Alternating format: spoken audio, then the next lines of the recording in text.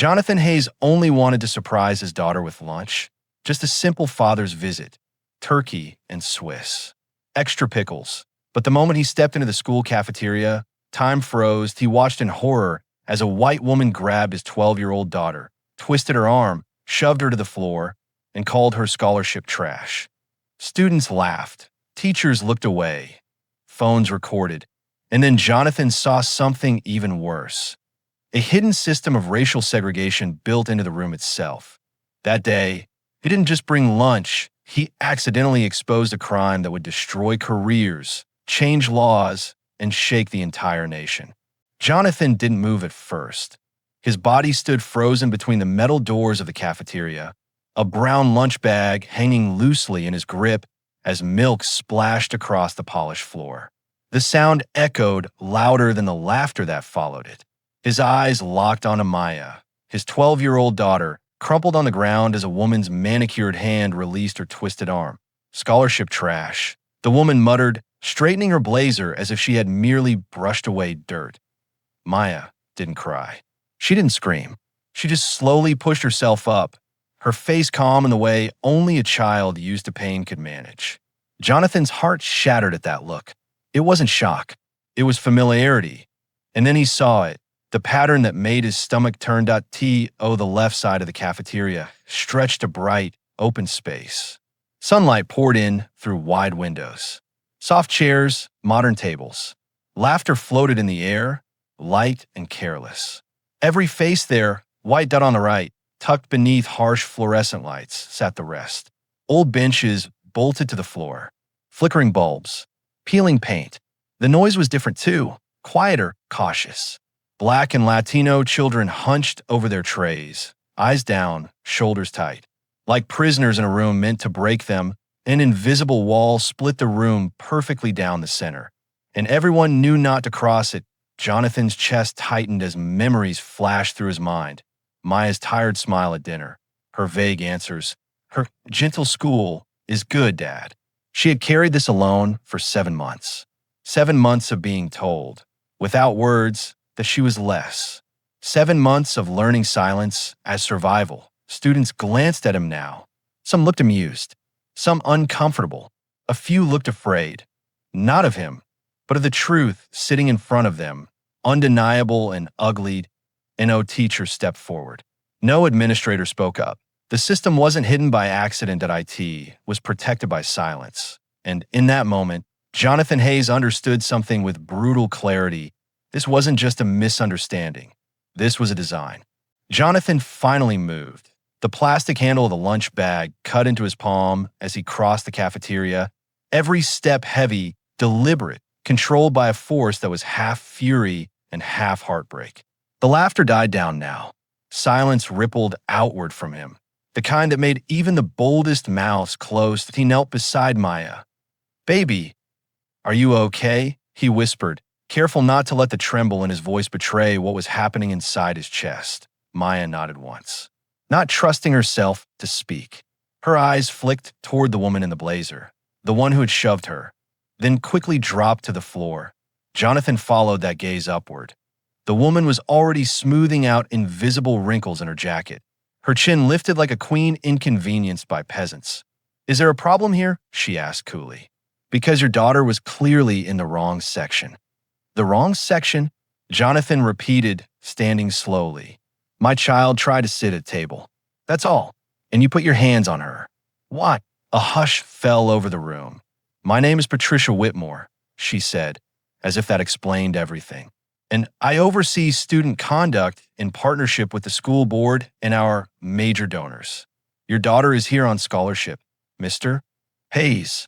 Jonathan Hayes." She gave a thin smile. "Yes, Mr. Hayes. Scholarship students are provided designated seating. They are expected to remain in their appropriate area. It maintains order, comfort, tradition." Jonathan glanced around the room again, one side glowing, one side decaying. "You call this tradition?" he demanded. "It looks like segregation wearing a new outfit." Several white students stiffened.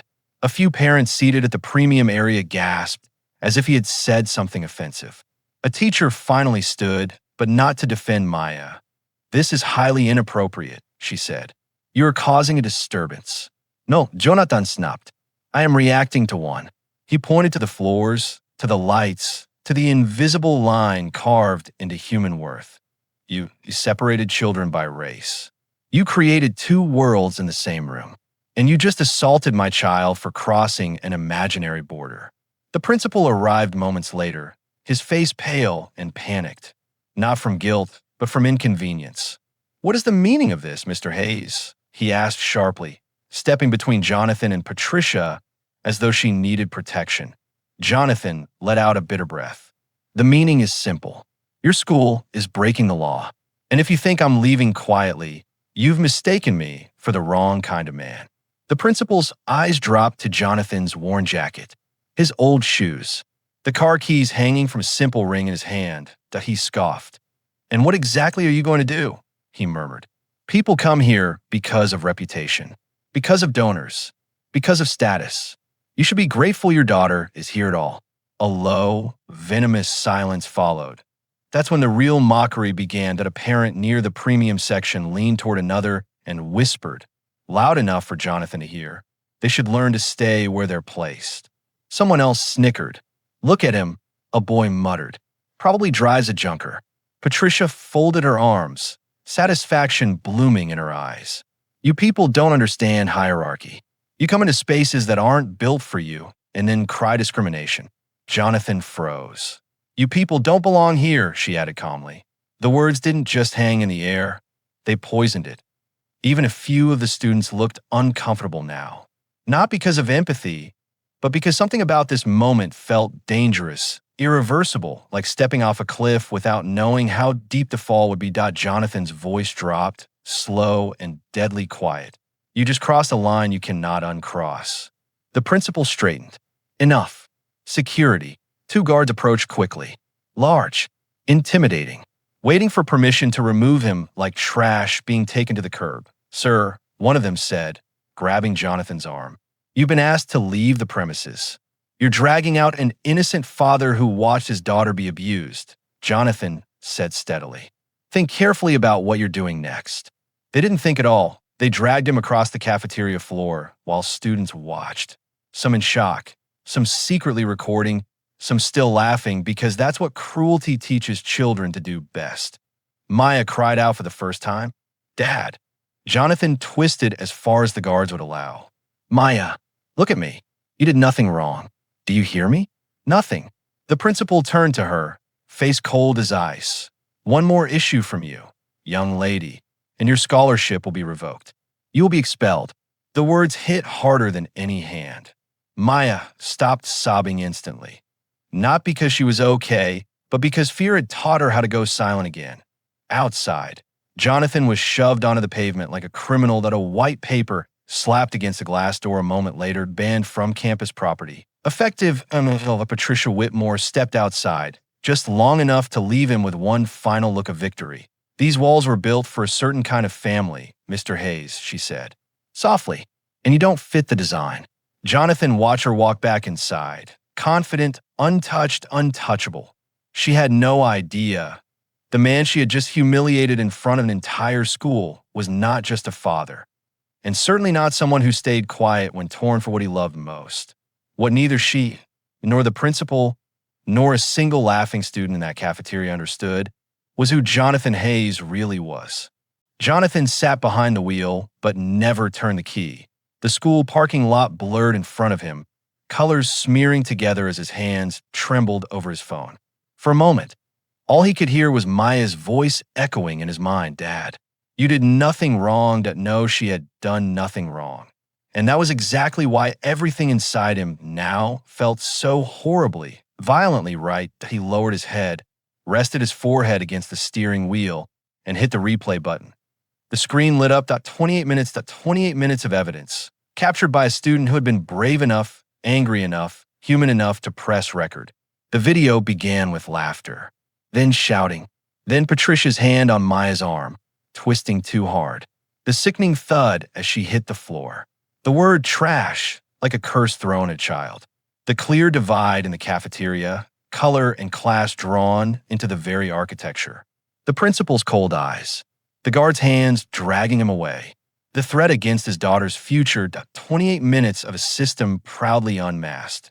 Jonathan watched every second. His breathing grew slower, his pulse steadier. This was no longer shock. This was clarity. He turned the phone over in his hand, staring at the contact list displayed on the screen. A name at the very top. A name he once hoped he would never have to use for something this personal. FBI, Civil Rights Division. He pressed it once. The line rang only twice. Civil Rights Division. This line is secured. Jonathan straightened in his seat. This is Secretary Jonathan Hayes, he said calmly. I'd like to report a hate-based civil rights violation involving children, faculty members, and administration at a private educational institution. Dead silence. Sir, could you please confirm I'm confirming it by speaking to you, he replied. And I'm sending a 28-minute video of multiple crimes, including racial assault, discrimination, emotional abuse, illegal segregation, and coercion of a minor. It's happening in real time. Right now, the car around him felt like a war room. A pause. Then the voice responded, sharper now. Sir, please remain available. Do not re-enter the school. Do not alert anyone. We are escalating this. Jonathan looked up at the building through the windshield. Through the windows, he could still see students eating, laughing, living like nothing had just shattered in the parking lot. You'd better move quickly, he said. My daughter is still inside that building. The call ended, and the world shifted. Within 10 minutes, the first black SUV rolled onto the campus, then another, then 5 more. Unmarked, windows tinted, silent. Teachers began to look outside, confused. Students pressed their faces to the glass. Lunch trays forgotten. Within 20 minutes, a news van screeched to a halt near the gate. Satellite dish rising. Cameras lifting. Reporters stepping out with sudden urgency etched into their faces. By minute 25, the low thudding of helicopter blades filled the air. The entire school froze. Parents started arriving, panicked, demanding answers, calling phones that rang unanswered inside the building. And then, the final vehicles pulled in black. Government issued. Unmistakable. FBI Department of Justice Civil Rights Enforcement Unit agents stepped out in coordinated precision, moving toward the entrance as if this had been planned for months.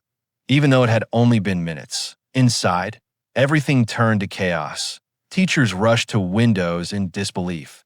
The principal's pale face appeared behind the glass for just a second, shock stamped onto every inch of him. His eyes darted wildly across the parking lot, then locked onto Jonathan's car. Recognition struck him like a gunshot. He saw the phone still in Jonathan's hand, and he understood. Students began whispering, "Why are the feds here? What's happening? Is there a lockdown?" Patricia Whitmore pushed through the crowd near the office, trying to maintain her composure as the building filled with terrified murmurs. She straightened her blazer, smoothed her hair, grabbed her authority like a shield. She marched to the entrance doors and pulled them open. "This is a private campus," she snapped at the approaching agents. "You cannot just enter without prior authorization." A woman at the front of the group flashed a badge so official, so final, the air seemed to suck inward. "Patricia Whitmore? Yes. You are required to step aside. This facility is now under federal investigation for civil rights violations and criminal misconduct." The words hit harder than any scream ever could. Behind her, the principal stumbled back. "What is the meaning of this?" he demanded weakly. "Step aside," the agent repeated, already moving past them. Agents fanning out in opposite directions. Students were escorted from the cafeteria. Phones were confiscated. Hallways sealed. Offices opened. Files seized. Conversations recorded. The entire shining, prestigious image of the school collapsed in front of its own students like a stage set built on lies. Outside, Jonathan finally stepped out of seat, and one stopped him. In fact, the very agents who had dragged him away less than an hour earlier now watched him with quiet respect. The band papers still hung on the glass. He walked up to the door. An FBI agent peeled it off and dropped it into the trash without a word. Inside, students stared at him like he had transformed into someone else. He hadn't. He had just stopped hiding who he really was. Maya stood near the wall, trembling, eyes wide, confused. Jonathan crossed the distance and pulled her into his arms. "It's okay now," he murmured into her hair. "It's over." Around them, the bullies of power, Patricia, the principal, the administrators, were being separated, questioned, photographed. Their confident faces now etched with dread. The same people who had mocked his clothes, his car, his color, avoided his eyes, because power had finally entered the room. Not the kind made of money or donors or polished reputations, but the kind that was born out of truth. And now, the bullies who had hidden behind status and silence were about to discover exactly who they had tried to crush, Secretary Jonathan Hayes. And he had only just begun. The principal's office had always been a place of fear, at a space where students were summoned for small mistakes. Untucked shirts, raised voices, bruised egos. A place where authority sat behind polished wood and looked down on children like bugs trapped under glass. Today, that same office felt very different. Today, the fear belonged to the people who had ruled it. Patricia Whitmore sat rigid in one of the leather chairs, her fingers clenched so tightly around her purse that her knuckles had gone pale. The principal, David Anderson, paced in short, frantic circles behind his desk, repeatedly turning to the door, then to the windows, then back to Patricia. "They can't do this," he muttered. "We have donors, we have board connections. This is private property." His voice cracked. Patricia lifted her chin, but the confidence that once made her untouchable now had small fractures in it. Hairline cracks, the kind that appear in glass right before it shatters. "They don't understand who they're dealing with," she replied tightly. "This school was built on rules, and rules protect people like us." A knock at the door cut through the air like a blade point, 3 sharp taps. Not a request, but a declaration. The door opened slowly. Jonathan Hayes stepped inside. The room went completely still. He didn't look angry. That was the most terrifying part. He looked composed, calm, almost peaceful, like a man who had made peace with the truth and was now simply waiting for it to do its work. Behind him, 2 FBI agents took position just outside the doorway. Jonathan walked forward and took the seat opposite Patricia, resting his hands on the desk between them. And then he placed something there, a badge, gold, official, heavy with authority. Right beside it, he set down his phone, the screen already glowing, the paused video frozen on an image of Maya being shoved to the floor. Patricia's eyes drifted down toward it and widened. No. She suddenly recognized a name on the recording, the formal introduction he had given on the phone. Secretary Jonathan Hayes, the man she had just called "you people," the man she had banned, the man she had humiliated and dragged from the building like trash, wasn't just a father. He was a federal officer, and she had assaulted his daughter. Her lips parted slightly, but no words came out. The principal swallowed hard. "Mr. Hayes," he stammered, trying to force a smile that twisted unnaturally on his face. "Surely there's been some sort of misunderstanding. If we had known your position, we would have." "No," Jonathan said calmly, cutting him off. "If you had known my position, you might have treated me with the respect you refused to give to my child. And that's exactly the problem." Anderson froze. "This isn't about me," Jonathan continued quietly. "It's about Maya. It's about those kids in the cafeteria. It's about 7 months of silent humiliation and a system designed to break them while pretending to be prestigious." He pressed play, the office filled with the sounds of cruelty, laughter, shouting, that sickening thud. Patricia's voice, scholarship trash. Every second that passed erased whatever power Patricia and Anderson thought they still had. There was no defending it, no spinning it, no donor rich enough to make those words disappear. When the video ended, silence swallowed the room whole. "We were just maintaining order," Patricia finally whispered. "Children of higher-class families expect a certain environment." Jonathan leaned closer now, his voice low but lethal. "You separated children by skin color." He pointed toward the screen. "You humiliated them. You trained them to accept less. You taught them to swallow pain quietly. Do you have any idea what that does to a child's mind?" Tears burned behind Anderson's eyes now. "We were following tradition," he said weakly. "And the world buried millions of people under tradition," Jonathan replied. "It's not a defense. It's a confession." The door swung open behind him. Boots echoed across the carpet. "All statements documented," an agent announced. The witnesses are ready. Charges are prepared. He held up 2 sets of handcuffs, metal glinting under the office lights. Patricia shook her head in disbelief as she stood, stepping backward from the chair like she could somehow escape reality by creating distance from it. "You can't do this," she breathed. "I have influence. I have people." "Yes," the agent interrupted calmly, stepping forward. "And now you have rights. You may choose to remain silent." Click. The first pair of cuffs snapped shut around her wrists, a sharp, metallic sound. Final. Absolute. The sound of power changing hands. Students gathered in the hallway, peering in through the glass panels of the office door, their eyes wide, mouths open. Some of them were recording. For once, the cameras didn't protect cruelty. They exposed it. Anderson's legs wobbled as the second set of cuffs wrapped around his wrists. "This will ruin the school," he whispered in despair. Jonathan stood. "No," he corrected gently. "You already did that." As Patricia and Anderson were led out into the hallway, a hush fell over the watching students. These were the untouchables, the rulers, the people who decided who sat where and who mattered more. And now they were being escorted like criminals, because that is what they were. The same corridor that had once echoed with whispers, judgment, and invisible threats now echoed with footsteps of justice. Eyes followed Jonathan as he stepped out of the office.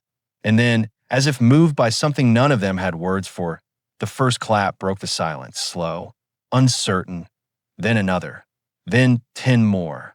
Within seconds, the hallway filled with applause. Not for violence, not for revenge, but for truth that in the cafeteria. Maya stood surrounded by a circle of girls who had once been too afraid to sit near her. "Your dad is a hero," one whispered. Maya shook her head. "No," she said softly. "He's just my dad." But she smiled for the first time in a very long while, a genuine, bright, unhidden smile. Later that evening, the school board gathered in an emergency session. Investigators roamed every corner of the campus. Emails were pulled, financial records examined, reports uncovered, hidden policies exposed. WY Sunrise. The school stood on the brink of permanent closure. Sponsors pulled funding. Parents withdrew students. Teachers resigned in shame. All because a little girl had dared to sit at a table that was never meant for her. And because a father had dared to walk into the truth instead of away from it. Maya, the girl who had been told she didn't belong, became the reason the entire nation began asking questions that on every screen, in every home, across every city. Her picture appeared with a simple headline: 12-year-old sparks federal investigation into racism in elite school. She wasn't just a student anymore. She was a symbol, a reminder, a revolution in a child's body. And as Jonathan tucked her into bed that night, his hand resting gently against her hair, Maya looked up at him and whispered something that nearly broke him all over again. "Dad, do I belong now?" Jonathan swallowed the lump rising in his throat. "You always belonged," he said. "The world just needed to catch up to you." And somewhere in the distance, the sirens that once haunted her dreams faded into quiet, because justice had finally walked in, wearing handcuffs. The trial did not happen in whispers. That it happened in headlines. Courtrooms overflowed. News cameras lined the steps. Former students, now young adults, came forward one by one, each carrying their own version of the same story. Silent lunches, separate spaces, code words for unwanted, teachers who looked away, administrators who enforced it. What was first believed to be an ugly incident revealed itself to be 12 years of hidden abuse. 12 years of engineered separation. 12 years of stolen dignity. Financial audits uncovered the next layer of rot. $9.4 million in funds that had been raised to support diversity scholarships had been quietly redirected into luxury renovations, only for the premium side of the cafeteria, only for the select few, only for the children they deemed worthy. Hundreds of families wept in courtrooms. Hundreds of children realized they had never been difficult or less. They had simply been silenced. Patricia Whitmore sat motionless as the verdict was read. Guilty on all counts. Racial abuse, child endangerment, discrimination, financial fraud. The same hands that had pushed Maya to the floor were cuffed once again. This time not by agents, but by consequence, she was sentenced to federal prison. Principal Anderson was stripped of every credential he had ever earned and permanently banned from working in education again. His name erased from the walls he once ruled. Within months, the school stood emptied at a place once known for prestige, now known for pain. Many believed it should be torn down, but Maya had a different idea. It shouldn't disappear, she told the board. It should be changed, so no one ever forgets what happened here and why it must never happen again. And so, instead of demolition, transformation began. The walls were repainted by volunteers, the windows replaced, open to the sun, the old divided cafeteria redesigned into one unified, open, welcoming space. And at the entrance, a new name was carved in stone. Maya Hayes Justice Hall, a place for all students, no walls, no sides, no labels. Then came the law. What had started with a single lunch visit traveled all the way to Congress. Lawmakers who once would never have listened suddenly had no choice but to hear the voice of a child who had shaken a nation awake. They called it Maya's Law, legislation that strengthened protection for students facing discrimination in private and public schools across America. Mandatory reporting, independent oversight, severe penalties for institutions proven to separate, silence, or harm students based on race, class, or belief. Maya's name became more than a headline, that IT became protection. Years passed. The little girl who once stared at the floor now walked through halls with her head high. Strong, brilliant, unafraid. Other students looked at her not with pity, but with admiration. On graduation day, the entire town gathered. Parents cried. Teachers stood in silence. Cameras rolled. And at the front of the stage stood the valedictorian, Maya Hayes, the same girl who had once not been allowed to sit at a table. She looked out at the crowd and then at her father, seated in the front row, eyes filled with unshed tears. I used to think I was invisible, she said into the microphone. Then I realized I was just being hidden by people who were afraid of what I could become. Applause erupted, thunderous and endless. And now I know this, she continued, her voice steady and bright. You don't erase children like me. You make history with us.